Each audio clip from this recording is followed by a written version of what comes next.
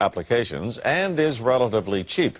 But as CTV's medical specialist Avis Favreau explains, redeveloping the drug may not fit into the business plans of the big pharmaceutical companies. The tumor, the 3D Dr. Evangelos Mikalakis has given cancer researchers a brand new lead with an old drug, a cheap, inexpensive powder that costs just pennies a dose. You typically get this eureka kind of feeling, and it's actually the most exciting thing scientists can get. The drug, called DCA in short, has been used for decades in humans with some rare inherited diseases.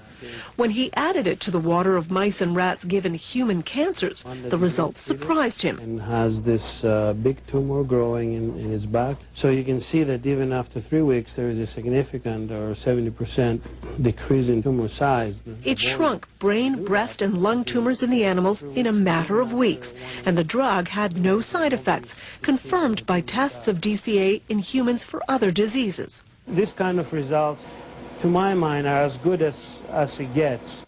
And it seems to work by reviving the energy-producing components of human cells, allowing the cells to work normally again, triggering cancerous cells to commit suicide. Scientists agree that DCA now needs to be tested quickly in human cancer patients. This is exactly what we want, a drug that has activity, but has also minimal side effects for patients. But there's a problem. DCA isn't owned by any pharmaceutical company. There's no patent on it. So on one hand, it could become a very inexpensive new treatment for cancer. On the other, drug companies won't be interested in funding studies for a drug that won't make them a profit. This is a difficult question because typically, there are market considerations. So now Dr. Mikalakis has to find someone who will pay for the next round of testing. We hope that we can attract the interest of universities here in Canada and in the United States. And he doesn't want to let the medical dream of a cheap, effective anti-cancer drug disappear, just because it might not make someone a lot of money. It costs, some say, about $100 million to get a new drug through all the phases of testing onto the market.